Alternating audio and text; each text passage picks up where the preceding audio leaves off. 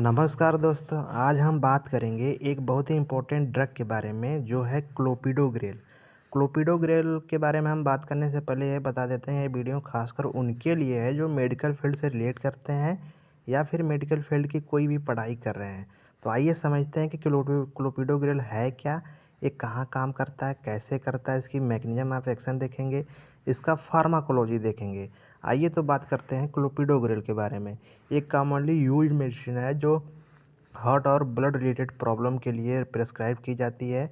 आज के वीडियो में हम समझेंगे इसकी फार्माकोलॉजी को सिंपल और इजी लैंग्वेज में।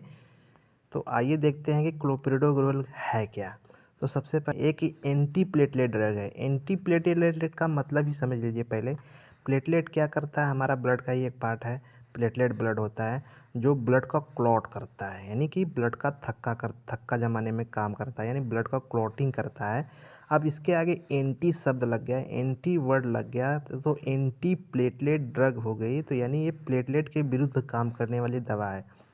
यानी प्लेटलेट क्या करता है, ब्लड की क्लॉटिंग करता है।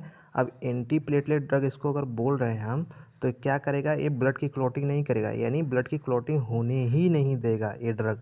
यानी क्या करता है, ये ब्लड का क्लॉट नहीं बनने देता है ड्रग। इसका मेन काम यही है कि ब्लड के क्लॉटिंग को रोकता है, इसलिए इसे क्या बोलते हैं, एंटी प्लेटलेट ड्रग बोलते हैं। कहाँ यूज होता है, हार्ट अटैक में। जब हार्ट में अटैक जब होता है तो ब्लड का क्लॉट बन जाता है आपके ब्लड वेसल आर्टरीज में। तो क्या होता है कि उस समय आपको हार्ट अटैक आते हैं, स्ट्रोक के चांसेस बढ़ जाते हैं। तो जब आपका डायग्नोस होता है आपकी बॉडी, तो उस समय अगर आप ये सब कंडीशन आपको देखने को मिलती है तो आपको डॉक्टर प्रेस्क्राइब करते हैं क्लोपिडोग्रेल, जो क्या करता है, इस सब कंडीशन से आपको बचाने में हेल्प करता है। किससे, हार्ट अटैक एंड स्ट्रोक से। तब ये दवा प्रेस्क्राइब की जाती है खासकर एमबीबीएस एमडी डॉक्टर के द्वारा, प्रॉपर डायग्नोसिस के बाद। इसको स्वतः से कभी नहीं लेना है, कभी भी अपने से दवा नहीं लेनी है, क्योंकि ये दवा बड़े कैटेगरी की बड़ी लेवल की दवा है जो अपने स्वयं से नहीं लेना है। जब भी लेना है डॉक्टर की सलाह से ही लेना है, क्योंकि ये दवा नॉर्मल दवा नहीं है। ये क्या करता है, आर्टरी के, जो हार्ट में आर्टरी होती है उसको ब्लॉक होने की रिस्क को कम करता है। आइए देखते हैं मैकेनिज्म ऑफ एक्शन कैसे काम करता है। मैकेनिज्म ऑफ एक्शन में इसका क्लोपिडोग्रेल एक प्रोड्रग है। प्रोड्रग का मतलब प्रिकर्सर। प्रिकर्सर यानी ये अपने एक्चुअल फॉर्म में नहीं है, ये अपने पीछे के फॉर्म में है, यानी कि प्रिकर्सर के फॉर्म में है क्लोपिडोग्रेल। जब आप इसको ओरली लेते हो अपने स्टमक में, जब ये आपके ब्लड में जाता है, ब्लड में जाने के बाद फिर ये लीवर में जाके जब मेटाबॉलिज्म इसका होता है, जब मेटाबॉलिज्म होने के बाद फिर ये क्या होता है, एक्टिव फॉर्म में कन्वर्ट होता है।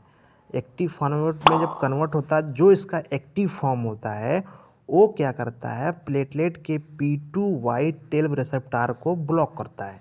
अब प्लेटलेट का एक रिसेप्टार होता है P2 वाइट टेल रिसेप्टार, इस रिसेप्टार को एक क्लोपिडोग्रेल जो दवा है उसको ब्लॉक कर देती है, जिससे उसी में एक एडिनोसिन डाइफास्फेट नाम का रिसेप्टार होता है जो P2 वाइट टेल रिसेप्टार पर बाइंड होता है, तो प्लेटलेट हमारा एक्टिवेट होता है। ऑलरेडी जब हमारी क्लोपिडोग्रेल दवा P2 वाइट टेल रिसेप्टार को बाइंड कर लेती है, तो एडिनोसिन डाइफास्फेट का रिसेप्टार इस P2 वाइट टेल रिसेप्टार पर बाइंड नहीं हो पाता, जिससे हमारा प्लेटलेट एक्टिवेट नहीं हो पाता। इसका मतलब ये हुआ, जब प्लेटलेट एक्टिवेट नहीं होगा तो हमारा ब्लड की क्लॉटिंग नहीं हो पाती, यानी ब्लड की क्लॉटिंग रुक जाती है। तो इसी को हम मानते हैं कि क्लोपिडोग्रेल दवा ने अपनी काम कर दिया, यानी कि इसका mechanism of action pharmacodynamics, pharmacology का पार्ट फार्माकोडायनेमिक्स, फार्माकोलॉजी इसकी यही हो गई कि ये दवा क्या करती है, आपके जाती है प्लेटलेट्स के P2 वाइटल रिसेप्टार को बाइंड करती है, जिससे ADP जो रिसेप्टार होता है वो P2 वाइटल रिसेप्टार पर बाइंड नहीं हो पाता, जिससे हमारा प्लेटलेट एक्टिवेट नहीं होता। जब प्लेटलेट एक्टिवेट नहीं होता तो हमारे ब्लड का क्लॉटिंग हो नहीं पाता। तो क्लोपिडोग्रेल दवा की मैकेनिज्म ऑफ एक्शन हो गया। आइए बात करते हैं यूज कहाँ कहाँ करते हैं। हार्ट अटैक, स्ट्रोक प्रिवेंशन, ये सब में करते हैं, एंड एक्यूट कोरोनरी सिंड्रोम जो होता है, मायोकार्डियल इन्फ्रैक्शन प्रिवेंशन में, स्ट्रोक प्रिवेंशन में, पेरिफेरल आर्टरी डिजीज है वहाँ पे हम यूज कर सकते हैं। अधिकतर जो डॉक्टर होते हैं इसको एस्पिरिन के साथ प्रेस्क्राइब करते हैं। क्यों? अच्छी काम करने के लिए, अच्छे ढंग से वर्क करने के लिए एस्पिरिन के साथ प्रेस्क्राइब करते हैं। एस्पिरिन के साथ इसलिए प्रेस्क्राइब किया जाता है कि जो एस्पिरिन होता है वो कॉक्स एंजाइम इनहिबिटर होता है, जो क्या करता है, जो कॉक्स एंजाइम होता है वो बनाता है आपका थ्रोम्बोक्सिन। थ्रोम्बोक्सिन जो होता है वो भी रिस्पॉन्सिबल होता है ब्लड के क्लॉटिंग के लिए। तो जो हमारी एस्पिरिन दवा है वो ब्लड थ्रोम्बोक्सिन को जब नहीं बनने देता है कॉक्स एंजाइम को इनहिबिट करके, तो जब थ्रोम्बोक्सिन नहीं बनता है तो हमारा वहाँ से भी प्रोसेस रुक जाता है ब्लड के क्लॉटिंग का। इधर क्लोपिडोग्रेल दवा इस प्रोसेस को तो रोक ही रही है। तो इससे क्या होता है कि डबल फ़ायदे होते हैं, इसलिए खासकर डॉक्टर एस्पिरिन के साथ भी देते हैं, कभी कभी अलग से भी प्रेस्क्राइब करते हैं केवल क्लोपिडोग्रेल, जैसी सिचुएशन के हिसाब से हो, कंडीशन के हिसाब से हो पेशेंट के। तो ये आपका मेन चीज़ हो गया pharmacokinetics of pharmacodynamics and mechanism of action clopidogrel का। आइए बात करते हैं इसके फार्माकोकाइनेटिक्स के बारे में।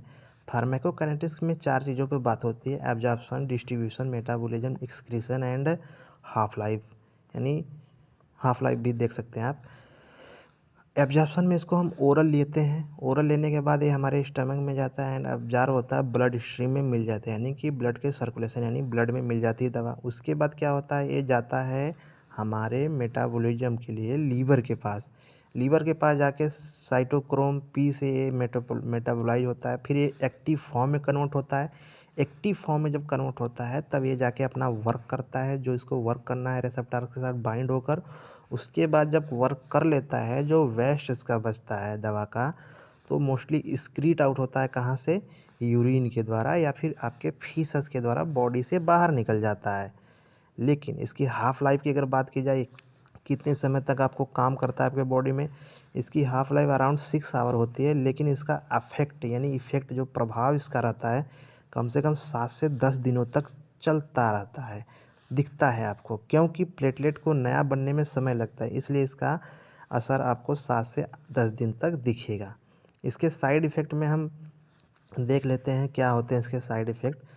ब्लीडिंग के समय इसको नहीं देना चाहिए। अगर कोई भी तरह की ब्लीडिंग है, नोज ब्लीडिंग है, गम ब्लीडिंग है या फिर अदर ब्लीडिंग है, उस समय हम इस दवा को नहीं देते हैं, क्योंकि ये ब्लीडिंग को और बढ़ सकता है इस दवा के साथ। अगर अगर उस समय अगर ले रहे हैं, स्टमक में अपसेट या डायरिया उस समय नहीं लेना चाहिए, रेसेस या ईचिंग है उस समय नहीं लेना चाहिए।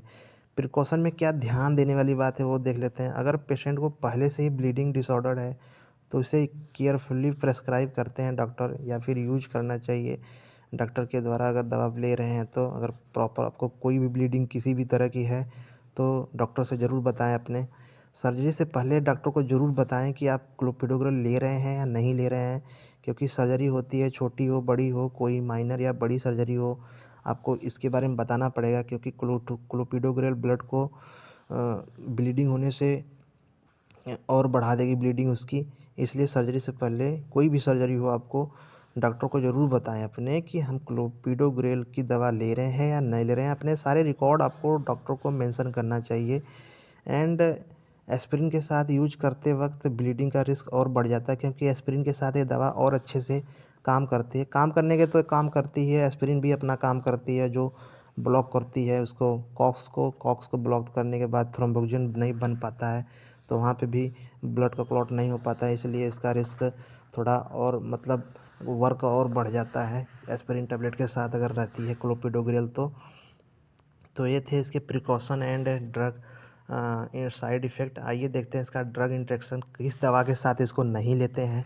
जैसे में प्रोटॉन पंप इनहिबिटर जैसे कि ओमेप्राजोल, एसोमेप्राजोल, इन सब के साथ इसका असर कम हो जाता है। ब्लड थिनर जो होते हैं जैसे वारफेरिन, हिफेरिन जो होता है, ये ब्लीडिंग रिस्क को बढ़ाते हैं और इनके साथ भी इन दवाओं को नहीं दिया जाता। इन दवा के साथ इन दवा को नहीं दिया जाता है क्लोपिडोग्रेल को। जो एंटी फंगल ड्रग है जैसे एंटीप्लेटिक ड्रग है, इन सब दवाओं के साथ भी इसका असर अफेक्ट हो सकता है मेटाबॉलिज्म। तो दोस्तों क्लोपिडोग्रेल एक लाइफ सेविंग ड्रग है जो सही पेशेंट और सही सिचुएशन में यूज किए जाते हैं, लेकिन इसका यूज सिर्फ डॉक्टर की एडवाइस पर ही करना है चाहिए। अगर आपको ये वीडियो हेल्पफुल लगा तो लाइक करें, शेयर करें और हमारे चैनल को सब्सक्राइब करना ना भूलें। अगली बार किसी और इंटरेस्टिंग टॉपिक के साथ मिलते हैं। तब तक के लिए stay healthy and stay safe.